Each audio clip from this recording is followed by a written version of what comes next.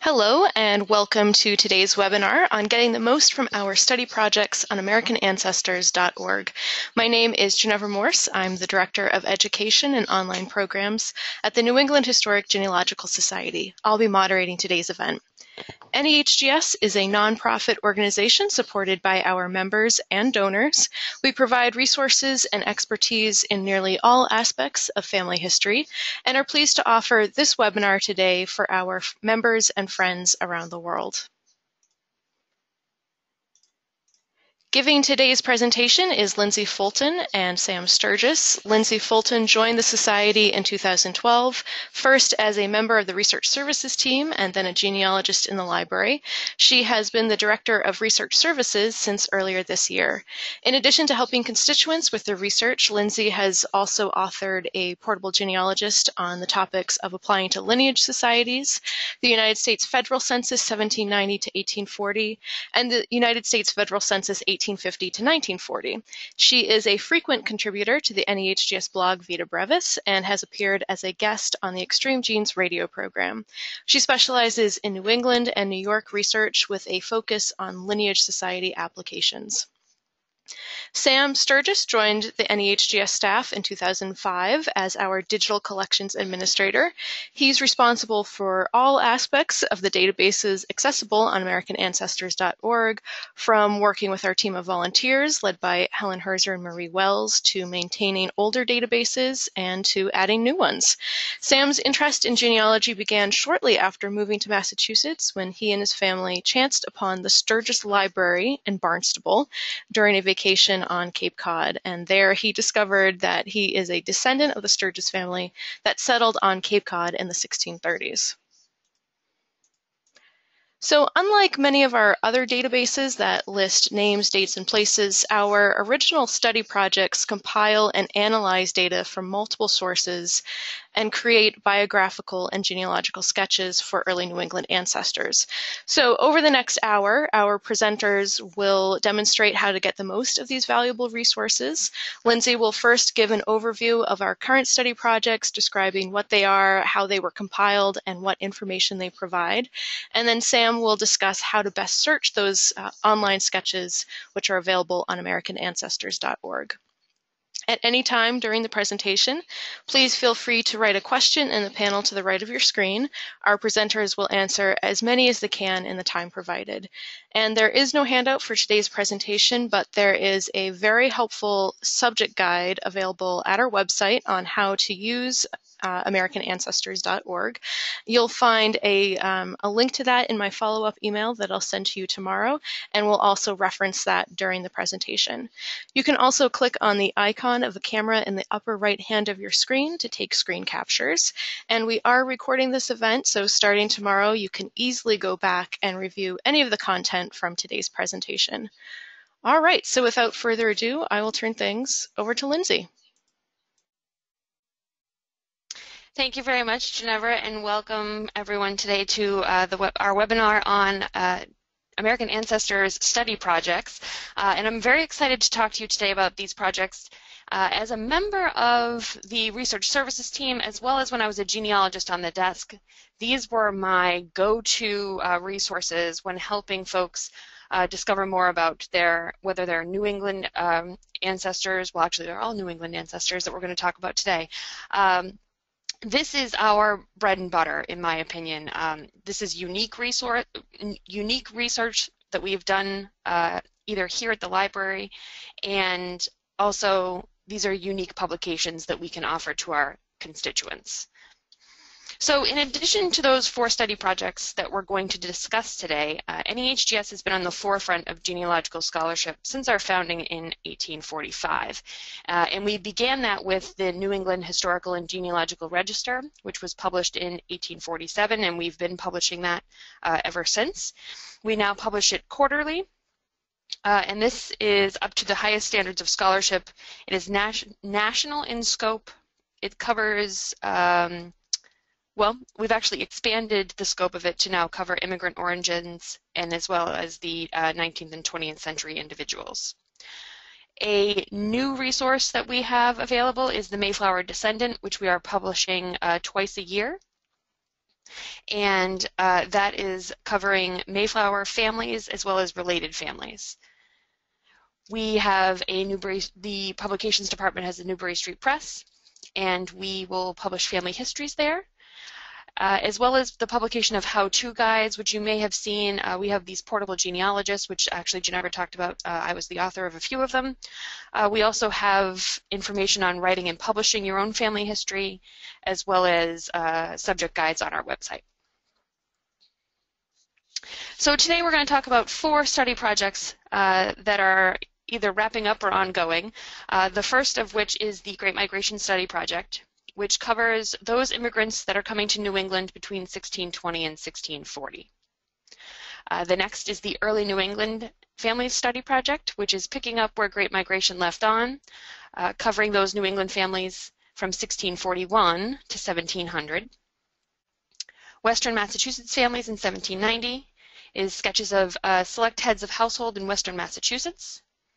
And our newest edition is the Early Vermont Settlers to 1784, which accounts for those first settlers of Vermont and in New England's northern frontier. So, as I was saying before, as the Director of Research Services, as well as when I was on the reference desk, the study projects are the greatest resource that we have available for those early New England settlers. There's been a lot of scholarship already done on these folks. There's really no need to reinvent the wheel, so I would highly recommend looking at the sketches that have been done already to learn maybe some new sources that you didn't find before, or there could be a genealogical discussion in that particular study project that would be helpful. These are fully cited, they're sourced and they're vetted.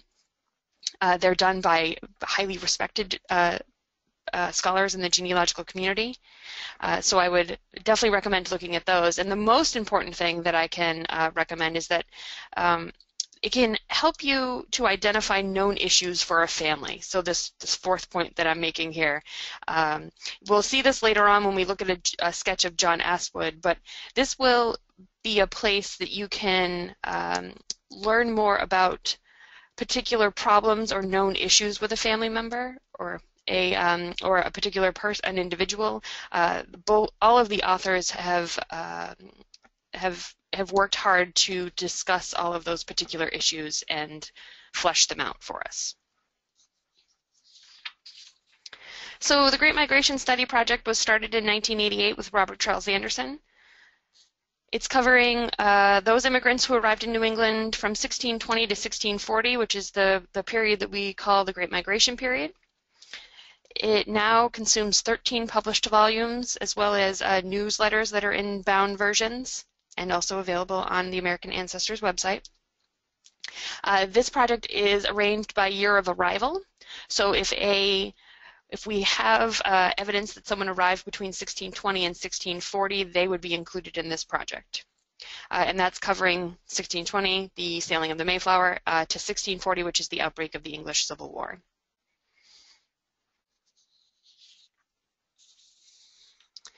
So there are several published volumes of the Great Migration series. We're actually going to work from the bottom up here. So the Great Migration newsletter, the Winthrop Fleet, and the Pilgrim Migration. These were some of the first projects that were done, in addition with the Great Migration Begins. And that's going to be, so like, for example, the Pilgrim Migration is covering European immigrants who settled in Plymouth County to the end of 1633. So again, as we were discussing earlier, all of these sketches are organized by year of arrival. If someone arrived on the Winthrop Fleet, they would be included in the Winthrop Fleet volumes. Some of those 700-ish passengers that were on the Winthrop Fleet. And the directory is actually our most recent, and it serves as a concise compendium for all immigrant families included in the entirety of the Great Migration year range, so that's 1620 to 1640. And at minimum, when you're looking at that Great Migration directory, it's more like an index. It will include the name of the immigrant or the migrant, their English origin, their year of arrival, and then the best treatment that we have of them in secondary literature. So why are we interested in this particular time frame? we're seeing a huge influx of English and European migrants during this Great Migration period. So from 1620, landing of the Mayflower, which we can see here. We'll see a spike in 1630 with the arrival of the Winthrop fleet, and then a large spike in 1633. And the reason for that is that William Laud, who was the Bishop of London, he was actually elevated to the office of Archbishop of Canterbury in 1633, and he was a notorious persecutor of the Puritans. The Puritans, seeing the writing on the wall, they fled to New England, and that's when we see this huge influx here. And then by 1640, you'll see this drop off, and that's because that was the beginning of the English Civil War.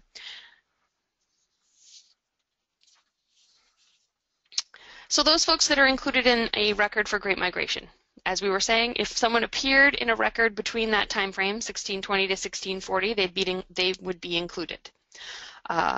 Another way that Bob would organize this is if there was a direct or indirect implication of arrival, or if there was an appearance of an immediate family member of a person known to have arrived. So, for example, there is no record of Richard Bowen in New England by 1640. However, we do know that his first grandchild was born in 1641.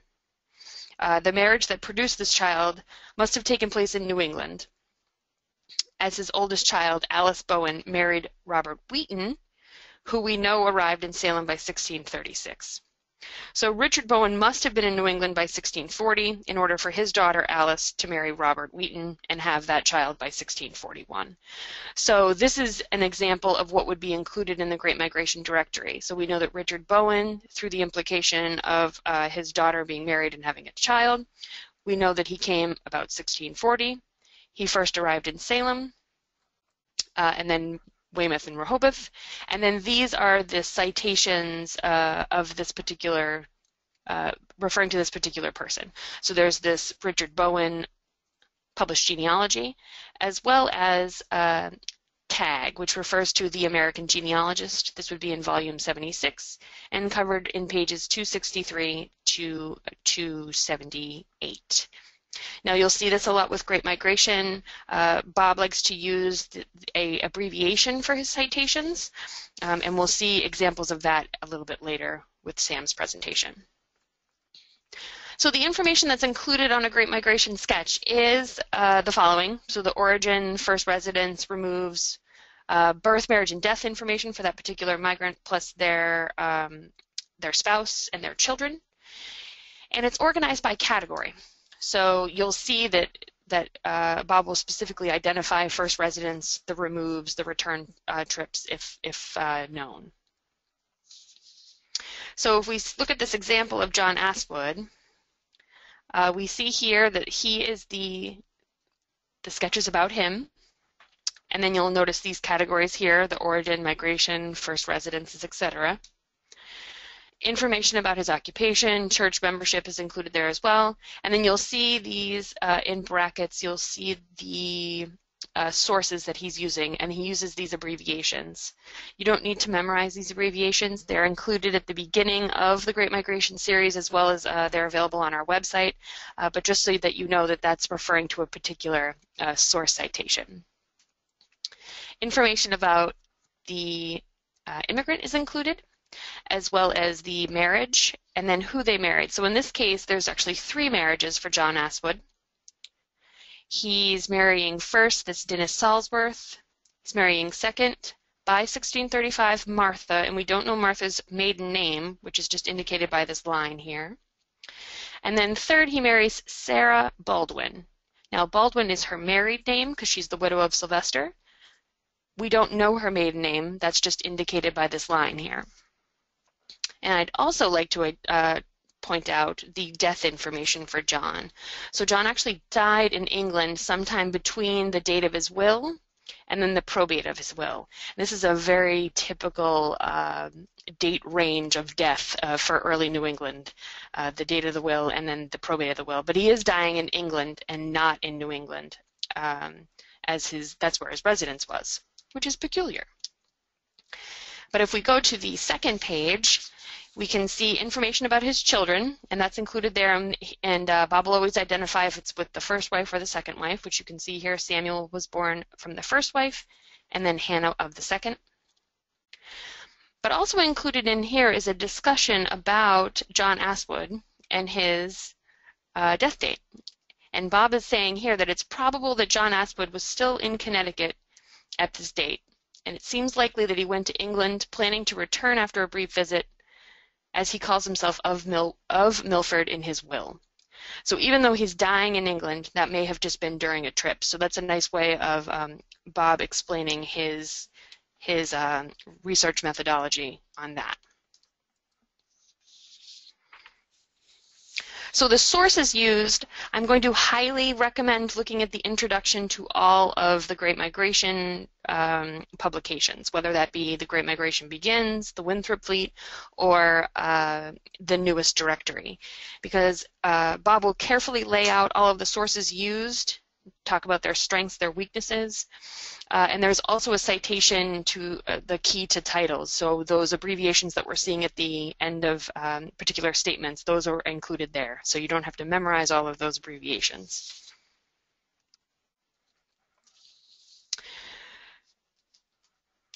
So the study project that covers the period after the Great Migration period is the early New England families, which covers 1641 to 1700. And like Great Migration, they are grouped by year. In this particular instance, they're being grouped by the year of marriage. We have one of these study projects already published in one volume, but they are available on our website as well. And the organization of this is actually done using Clarence Almond Tory's Biographical Index of New England Marriages.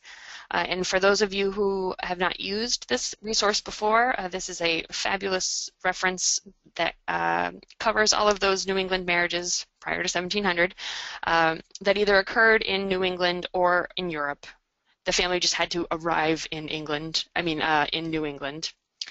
And the resources that are used are those that are available here at NEHGS. So if you're in the building, you would have access to all of that. And here's just an example that I've given down here for Henry Dearborn and his first wife, Elizabeth, and actually his only wife, Elizabeth Marion. The information for their marriage is given, as well as, just like Bob does, these abbreviations for particular references. So this is just another resource that you could use to learn more about your early New England ancestry. This is actually what Alicia uses as well to create the sketches for these early New England families.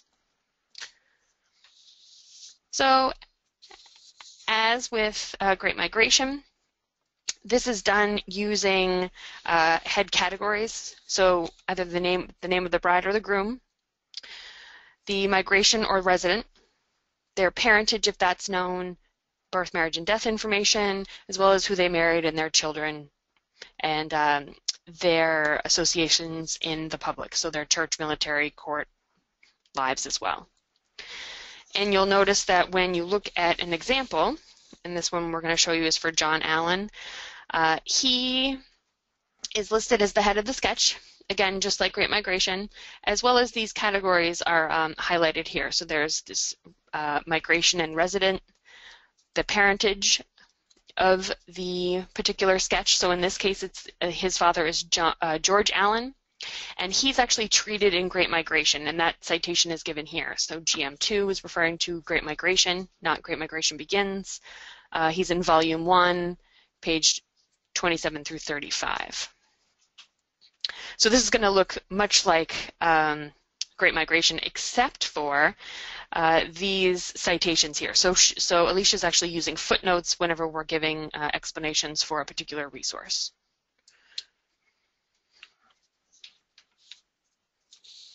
And also, like Great Migration, we're including information on the children of the particular sketch, as well as who they married. And a commentary is listed here as well.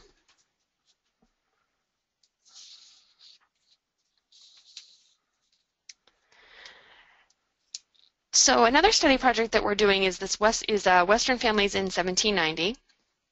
which covers the heads of household that were enumerated in Berkshire and Hampshire County. We've published 2 volumes of this so far, and this is available on our website as well, fully searchable. But these are done with sketches that are submitted by members. So Helen is the editor of this particular study project, but the information that she received is submitted by members.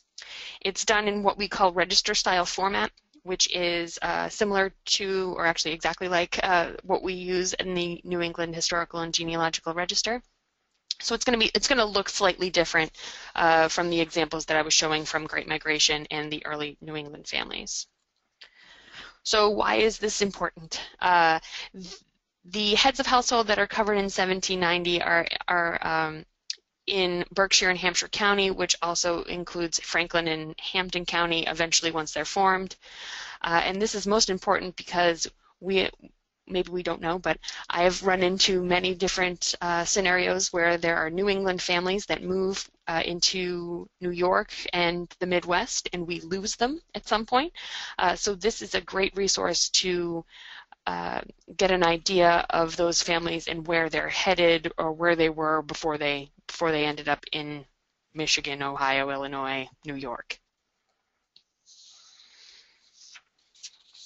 Those that are included are the heads of household from the 1790 census, as I was saying.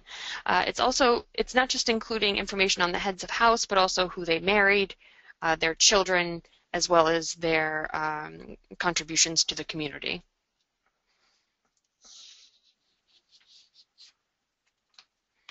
The information that's included is, again, head of house, the family enumerated in the census and that in the tally marks that are included for that. The birth, marriage, and death information for the particular head of house, plus the vital information for the children. There's also contact information for the contributing member. The date of the sketch is given, so when the sketch was compiled, as well as an index. So if we look at the example here for John Burge, you'll see in the top, this is the enumeration in the 1790 census. So there is 1 male under the age of 16, there's 1 male over the age of 16, and then there are 2 females that are listed here, and he's enumerated in Deerfield, which is in Hampshire County. We also see information for the spouse of John. He's married to this Esther Pierce. As well as military information, church information, and the names of their children. And we can see, if we compare this information to the 1790 census, I'm pretty sure we can identify those that are enumerated in there. If we go a little bit further. This John that's listed as the 4th child is born in 1780, so he would have been one of those children, one of those males that was listed under the age of 16. The information was contributed by John Wardle. So if you are a descendant of John of Deerfield, Hampshire County, this might be your cousin, and this would be the last known contact information for them. This was written in March of 2015. So again, if you see any updates in, say, for example, the American Genealogist or in the Register, you can get an idea of when this was compiled. And finally, the Early Vermont Settlers to 1784 is our most recent project, which endeavors to create biographical and genealogical sketches of about 2,500 families who settled in New England's northern frontier. These settlers are important not only because of their role in the creation of the state of Vermont, but it also shows important migration patterns from Massachusetts, Connecticut, New Hampshire, and New York into the territory, and then most often out of the territory in about a generation or 2. Scott Andrew Bartley is the lead on this, and he's a former librarian at the Society. And we're at about 100 sketches at this point, and those, again, are fully searchable on our website. So as I was saying, Vermont can be a little tricky, and it's unique in its migration history. At the end of the Revolutionary War in 1783, the floodgates were opened and settlers started moving to Vermont in this open land at a time that it would become one of the most populated areas of the country. By 1808, the settlers determined that the land was not good for farming, as they are green mountains, and they thought that flatter land with richer soil, which was opening up in New York and Ohio, it became more popular. So by 1830, we see a mass exodus from Vermont. So as fast as they arrived in the 1780s and 1790s, they seemed to leave even faster. So very important to get a general idea of who these people are. The folks that are included in this are either identified as heads of household in Donald Allen Smith's thesis, or someone that Scott Bartley has identified as a head of household by 1784. But that is our cutoff date. So just like Great Migration and just like early New England families, 1784 is our cutoff date for the organization of this particular project. Just like the Western Families Project, this is done in register style format. It includes information on the head of household as well as who they marry, some brief biographical information, and then their children, and then who they married, and their birth, marriage, and death information as well.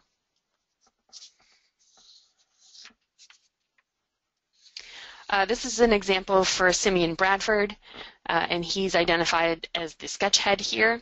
And then Springfield, as it's listed, is the place of residence in Vermont. And if there's more than one place known, you'll see more than one place listed there. There's information on Simeon and his ancestry. So you see that he's the son of Ephraim, who's the son of William, who's the son of William. And then also information about his spouse, so Phoebe Whitten, and then she's the daughter of Azariah and Elizabeth Burroughs Whitten, and where she was born and where she was living, last known living, I should say.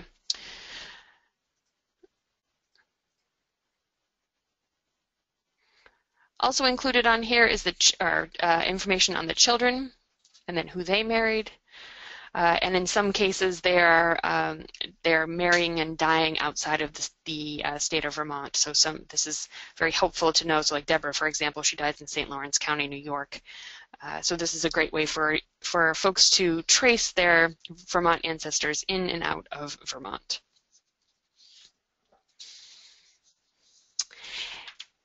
And as always, all of the published material is available on the American Ancestors website. And I thank you for joining us today for the genealogical portion of this particular webinar. And Sam will discuss the best search practices using NEHGS study projects. Take it away, Sam. Thank you very much, Lindsay. And we will go to our website, AmericanAncestors.org. We're currently running a promotion on our New York databases. Let's take a look further into the website. What I'll do is look at our study projects by first hovering my mouse cursor over this browse item, which will cause a drop-down menu to appear below, where I can then select study projects. There are many ways to get to the study projects, but let's go in this way so we can actually see the landing page with the descriptions, the brief descriptions of the study projects. Here we've got our 4 study projects, including Great Migration, Early New England, Western Mass Families in 1790, and Early Vermont Settlers. I'm going to click here on the Great Migration Study Project to open the description page. And on the description page for the project, we get a little bit of the history of the project and a number of useful links, including links to purchase the publications, to subscribe to the Great Migration newsletter which has almost completed its run. I believe that this year is the last year of the Great Migration newsletter. It's available on the website, but if you want to get the early copies of it, you can do it that way. You can read more about the project. And there is also a search facility. So let's try searching the Great Migration database. One way to get to that search is to hover your mouse cursor over the search menu item and then select databases on that menu.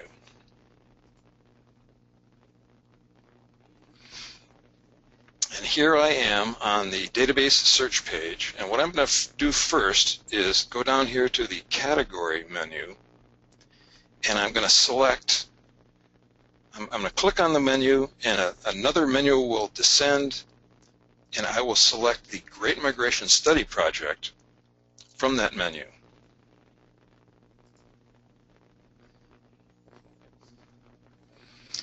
Now, with Great Migration Study Project as the category, I can use the database menu to select any of the volumes that we currently have available on the website as searchable databases. So I'm going to select the first item, which is the Great Migration Begins, and I'll show you some special features of that particular database and about the study project databases in general. Now that I've got the Great Migration Begins on the screen, I can see search tips, and I can see some additional search fields, the volume and page. But instead of selecting any of those items, what I will do is I will enter a name that I happen to know is in the collection of John. First name is John, last name Winthrop, one of the early governors of Massachusetts Bay Colony. Now, there may be a temptation with all of these search fields showing on the screen to fill out all kinds of other information that you may know about the individual, but my recommendation is to start with a broad search, and it's best to use a single database, I find at least.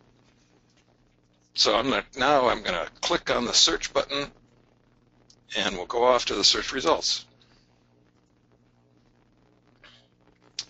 So here are my search results, and up near the top I can see that I have found 270 records for the name John Winthrop in the database Great Migration Begins. Note that over here on underneath the category menu, I can also see that John Winthrop's name appears in some of the other Great Migration collections. And I may be tempted to go off and pick one of those, but instead of doing that, let's stick with the current database. So what I really want to see is a sketch for John Winthrop, and what I've gotten by doing the search just for John Winthrop with nothing else selected is every place in the database where John Winthrop's name is mentioned. So what I'm going to do is go up here, and I'm going to click on the blue Refine button in the top left corner of the screen here to refine my search. And this brings up the search form with my original search criteria. You'll notice that John and Winthrop are still entered, as is the database selected is Great Migration Begins. But what I'm going to do now is I'm going to click on this Featured Name Only box. And the reason for having this box is it will limit the search results to only those search hits where the entire sketch is about John Winthrop. There are something like 948 sketches in the collection, and this checkbox allows me to select the results where the name I entered matches the name of the sketch. So now with John Winthrop as the name, the Featured Name Only box checked, I'm going to click on the search button. And here, the search engine has found two possible results. One is for John Winthrop, and it's also showing me a result for John Winter. Now, by default, the search engine will return names that have a phonetic match to the name that I entered. I can turn that off by selecting an exact search box back on the search form near the name fields. But for the time being, I will leave it set to the phonetic search, and I can see that the events column here has a lot more information than in the earlier search results that we saw where John Winthrop was not the featured name.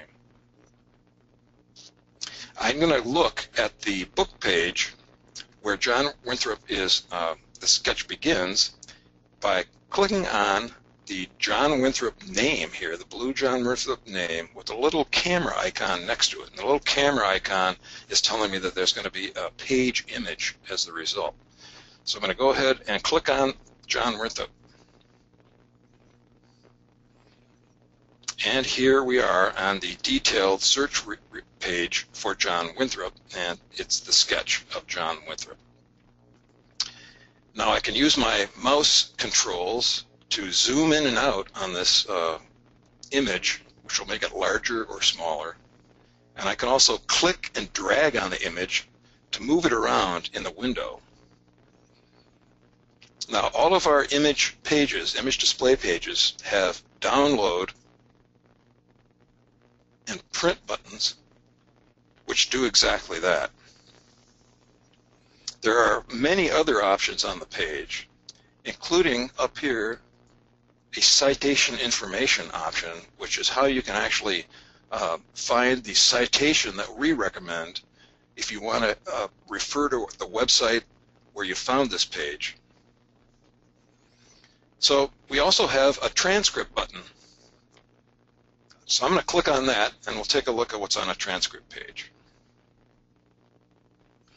So here we are on a transcript page for John Winthrop, and basically what this shows is the same information that we saw for John Winthrop before, and we can also see the other names that were indexed on that page.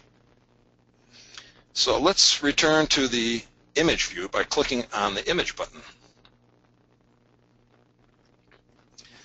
Now, as Lindsay mentioned earlier, Bob Anderson formats his citations. These are citations within the sketches with an abbreviated source title, volume, and page reference. So in this case, I'm highlighting Trelawney Papers. Down here we've got BCHR 13. I happen to know that that is, I believe, Boston Church Records, so it's Boston Church Records, page 13. But to translate these somewhat cryptic abbreviations, let's go to the About This Database link up here near the top of the page. And I'm going to click on this blue About This Database. And here we have the database description for The Great Migration Begins. Now, we have links on this page to the introduction and key to citation titles for each of the 3 volumes. It turns out that they are almost exactly the same in the case of Great Migration Begins. So any of these can be clicked on to find out the key to citation titles. But probably just as important, you can also read the introduction to the volumes. Now, we did have a question earlier about how to cite the information, and again, to cite this page in our database, you can click on the blue citation information link, and it'll show the citation. So let's click on one of these blue PDF links. And here we find that in a separate browser window, the PDF file for Introduction to the Great Migration Begins, Volume 1, which is the surnames A through F, opens in the window. And the first 45 pages or so of the PDF consist of the introduction to the book, and very importantly, the methodology used to create the sketches. Studying the introduction to The Great Migration Begins is an excellent way to learn how to do highly detailed genealogical research. You can see that there are 75 pages total in this PDF file. The first 45 are the introduction, and I'll scroll down now within the PDF to the key to titles, which shows the abbreviated title and the full title of the citation. Now, the introduction / key to titles can be downloaded using the PDF window controls. There's a download button and a print button. And there are many other PDF controls that can be used, but feel free to download and print these out or save them as just plain PDF files on your computer. So what I'm going to do is I'm going to close the PDF display and I'm going to return to my search form. Now, back in the search form, we still have John Winthrop and the Great Migration Begins still selected. Now, when you return to the search form, we want to allow you to make modifications to the previous search. So you will see that the search form is still in the state that it was when you first started the search. This could be a problem if you don't realize that and go in and say, well, what I want to do is select a different category or a different database. So when in doubt, there's a reset search button way down near the bottom of the page that can be selected to clear the form out completely. So I'm going to click on that reset search. So all of my name fields and my database fields have been cleared, but now what I've done is I've clicked over here in the database menu, and I've used the E key on my keyboard with my mouse cursor hovered over the menu to actually jump automatically down into the E section of the menu. This is a shortcut way to navigate through these menus by typing the first character of the collection that you want to see. So now that turns out that the first E in the list is Early New England Families, and I'm going to select that. Now, I'm going to be showing sketches in the Early Families of New England collection, but everything I demonstrate will also apply to the Early Vermont Families collection as well. So let's go ahead with the Early New England Families selected and click on Search. So here we are. Early New England Families, and I'm going to enter the name, first name Benedict, last name Arnold, fairly famous gentleman. So this will search the selected database, Early New England Families, for any occurrence of Benjamin Arnold, whether he's the main subject of a sketch or simply mentioned in another sketch. So on the next screen, what we're going to see is that if I wanted the sketch of Benedict Arnold, let's go to the next screen. I could also, this collection also has a featured name box that I can check. I could check that, or alternatively, on the next slide, we'll see that I could also select the name Benjamin Arnold from the volume menu. So if I click on the volume selecting menu here, I can see all of the names of all of the sketches in the collection. But what I'm going to do is leave my menu set, volume menu set to all, Benedict Arnold selected, feature sketch, and click on Search. And here we can see we have 3 results for Benedict Arnold. And this is Benedict Arnold's birth, death, and marriage. And we also see that this collection has relationships, fathers, mothers, and where known, any spouses. We also have, within this collection, a link that will allow download of the sketch from this point. So I'm going to go ahead and click on this blue download PDF link. And in a new window, new browser window, the PDF copy of the sketch appears, and I can save it to my computer. I can download it, print it. There are 5 pages in the sketch, and feel free to download and look at these sketches and hang on to them. So now let's leave that PDF window and return to the search results. So now if I click on Benedict Arnold's name, it's the blue name.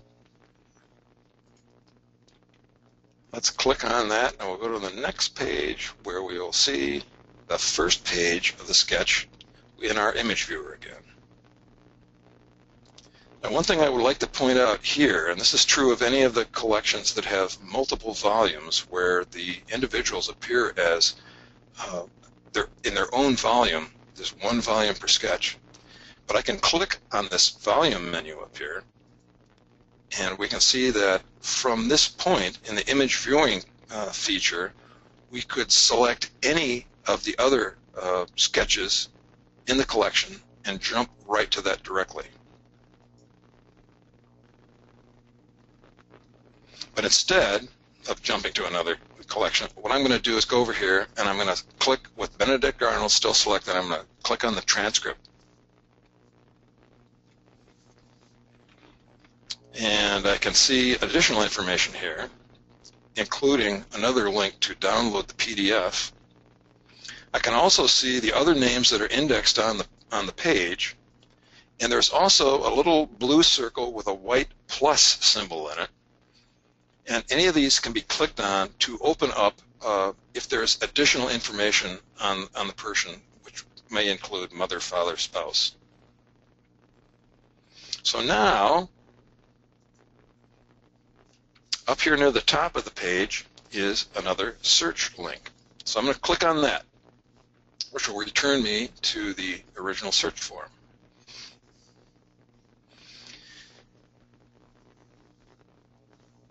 Now you can leave the search form as is with respect to names and other information.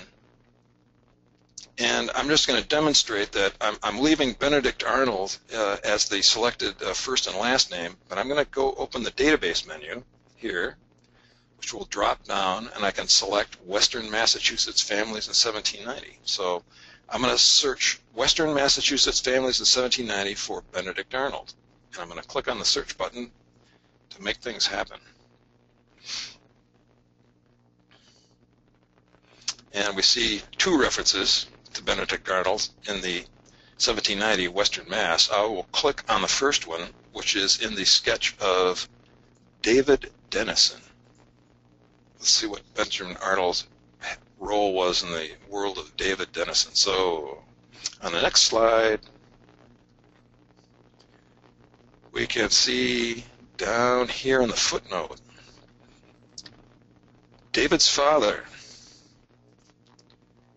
saying, when Benedict Arnold burned New London, Connecticut, Captain David lost all of his property and soon moved to Guilford, Vermont. So this Benedict Arnold is referred to in the 1790 sketch is the infamous Benedict Arnold, the Revolutionary War general who was a turncoat. And the Benjamin Arnold we saw in the early families of New England sketch was actually his great-great-grandfather. So let's go to the last slide in the presentation, and we can see that there are a lot of ways to research how to do searching on NewEnglandAncestors.com. And in fact, my colleague, Andy Hansen-Dvorak, has done a number of videos on searching, which are available at AmericanAncestors.org Education Learning Resources, and Ginevra will be including a link to these videos in her follow-up email.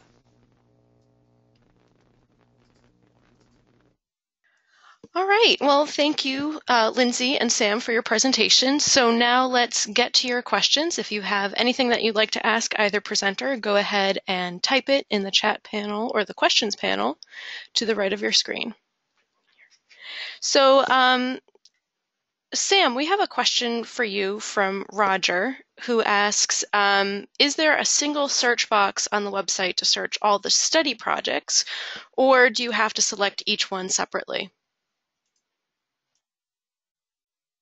Good question. There is a single search box for the Great Migration study project, But the other 3 study projects and Tory's New England marriages are separately selectable. So you get a choice of either everything in, for instance, in a category of vital records, which is hundreds of databases, or the Great Migration, which is the 7 or 8 volumes in that. But each of the other study projects need to be selected from the drop-down menu.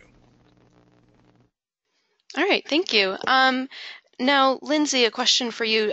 Deborah asks, are the sketches contributed by members for the Western Massachusetts Study Project? Would you say those are just as authoritative as those developed and created for the other study projects?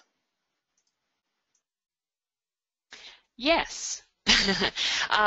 They go through a very strict vetting process, and Helen is the she's the editor for that, and she, she's a fellow, so she knows what she's doing. So yes, I would say that they are all authoritative resources. And another question for you, Lindsay. You mentioned the Great Migration newsletter, and Sam also mentioned that project is wrapping up later this year. But could you talk a little bit about what types of articles or resources you would find in the newsletter that you might not find in just the sketches? Yes, excellent. So the Great Migration newsletter covers more of the day-to-day activities, the traditions, the customs, maybe some discussions on, a freeman list, or, what is a freeman? Maybe some discussions on passenger lists, or some traditions for farming, any background information that you'd like to know about your ancestors. That would be a great place to look for that, because it's not so name driven as it is a resource on the customs and traditions of the people that were living here for that time frame. Great, thanks. And a question for you, Sam. So Donna asks about, will other sketches be added to the projects as they are created? The Great Migration Study Project is more or less complete, but Sam, could you talk a little bit about the process for these other 3 study projects as sketches are created? What happens to them? That's a great question, and I would like to point out that when our 2 study projects that involve single individuals, Alicia Crane Williams and the Early New England Families Project, and Andrew Scott Bartley, also known as Drew Bartley, who's doing the Vermont Early Families Projects. Those folks research and write the sketches, and they have been doing this for some time now, and they will continue to do it for the foreseeable future. So the short version of the answer is yes, more sketches will be coming. But another interesting thing is that when those folks write sketches, and both of those individuals have been editors of things like the Mayflower Descendant, the sketches that they write are then vetted by additional genealogists at NEHGS. And I know that Lindsay has done a number of those sketches in the past. So everything that gets published in these study projects is very carefully inspected, and the individual references are actually looked up. So if it says that John Smith was born on December 8th, 1818, and it's in the vital records of some town in Massachusetts, you can go there and find the actual value. So it's solid stuff. The Western Mass Families is a member-generated series. It's also carefully vetted, as Lindsay pointed out, because Helen Almond not only edits that series, she edits the New England Historic and Genealogical Register. So as long as our members and other interested parties keep writing those sketches and forwarding them to Helen, they will continue to go on for the foreseeable future as well. Thanks, Sam. Now a question from Christine for Lindsay. She asks, are new people found to have arrived between 1620 and 1640? Are those people, if they're found to have arrived during that period, would they then be added to the Great Migration Study Project? Kind of what's in place to add, to include new scholarship? Well, this is actually a question that we can answer for all 4 study projects. So all 4 of the study projects have an email address associated with them, and you can find that on the study project's the original web page, so the page that talks about each project in detail. They have an email address that goes to the publications department, as well as will be seen by any of the particular authors of that particular project. So if you think that something, if you think that someone deserves to be added, there's definitely a possibility for that discussion to be had. I do want to warn everyone that so there's a very strict guideline for Great Migration. If a record does not fall into that guideline, so say for example, if something's like a tertiary source or a secondary source that's maybe not that well cited, we won't include them. So really, we're very conservative about adding those particular folks into the sketch. But my recommendation would be to get your ducks in a row and make a good case for that particular individual, and then send it along to that particular email address for the study project. So that'll be the same thing for Vermont Families, for Western Families, as well as the Early New England Families Project. Those 3 are ongoing, so it may be that they're just in the coffer, but it's always nice to help out the authors if you can. I know that Scott Bartley is open to suggestions from and research from other folks as well. Thanks. Sam, a question for you. A few people have asked us before the webinar, but also here in the Q&A session, what future projects are being considered. So could you maybe give us a preview of some of the databases that are either study projects or other databases that you might be working on, or what's coming down the pipeline? Yeah, well, that's another good question. We've as I think most people know, we've established a partnership with Family Search, and they have offered us a large number of databases, many of them international databases, including Europe and South America. We've got some countries such as Czechoslovakia coming up in the Family Search area. The other thing that we've been working on quite a lot recently, besides these study projects, is our probate databases. We have a partnership with the Massachusetts Supreme Court Archives to put all of the probate information available to the Supreme Court Archives online on AmericanAncestors.org. And these are probate databases for counties in Massachusetts. And currently we have the counties of Middlesex, Worcester, Essex, and Plymouth online. We're starting to put Hampshire County online, which is a very interesting one because it's never been done before with the file papers. We've got about the first quarter of it online now, and we'll be adding the rest hopefully in the next month or so. We're also working on Suffolk probate, Berkshire probate, and we have our eye on Hampton and Franklin counties as well, but I think that those are much farther out on the horizon. Norfolk County is another one besides Hampshire that we hope to have online within the next quarter or two. Thanks, Sam. And maybe just 2 more questions before we wrap up for today. One more for you, Sam.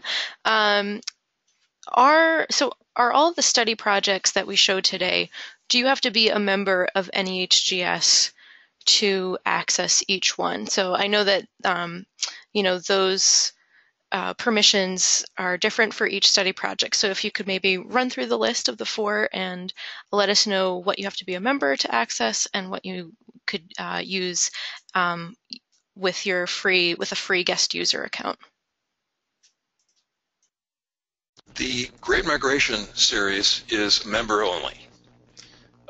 The other 3, Early Families of New England, Early Vermont, and Western Mass in 1790, fall under the policy of whenever a new sketch is released as part of one of those collections, the entire collection becomes guest user accessible for a month following the release of that update. We haven't had a release of early New England families recently, but we have had releases of Vermont and Western Mass families within the last month, and in fact we're announcing additional Western Mass family sketches tomorrow, so the clock gets reset to 1 month into the future. So Western Mass will be available through sometime in, I guess it would be July 22nd, the entire collection. There's over 100 sketches there. And I can't remember the exact date when Early Vermont will go back to members only, but I believe it's currently guest user accessible now. And of course, next time we release sketches from Alicia, that Early New England families will go to guest user status for a month. Great, thanks, Sam. So basically, keep checking back, see what's new and what has been released for guest users. But of course, as members, you can access all of that content on our website. So one final question for you, Lindsay, that Karen is asking: is there a difference between researching online versus at the NEHGS library? Does the library and archives have more sources that are not currently online? Yes, absolutely. We have more in this building than what's available online. I don't know the exact number, but I can guarantee you that there is more in this building than we're able to digitize or turn into a study project. So really the best example that I can give is that when we talked about Tory's New England marriages, I mean, that we're talking about 37,000 marriages that are happening in New England. Mr. Tory used resources in this building to compile those 37,000 sketches. Most of them are published material that is not available outside of the building unless another library has it. And he also used our manuscripts collection. So if he did that, then you absolutely cannot find it somewhere else. It's either going to be in this building or part of our digital collections. And you know, while we're working hard to put things up to our digital collections, we're not going to get through all of what Mr. Tory used. So I would highly recommend coming to visit us here at the library on Newbury Street. Thank you, Lindsay and Sam, once again for your presentation. Thank you, everyone, for your questions. If you'd like help with the specifics of your research project, you may consider scheduling a one-on-one consultation with an expert here at NEHGS. Those can be done over the phone or in person. So to do that, you can contact consultations at NEHGS.org, or if you need help breaking down a proverbial brick wall, we also offer research for hire, and that's the team that Lindsay directs as well.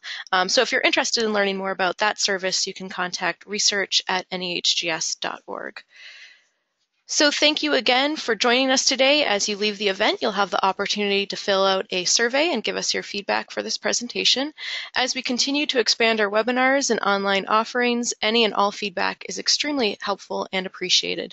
If you'd like to access more how-to resources or learn about upcoming online educational programs, please visit our online learning center at AmericanAncestors.org/education. I hope to see you at our online programs in the future. Goodbye for now.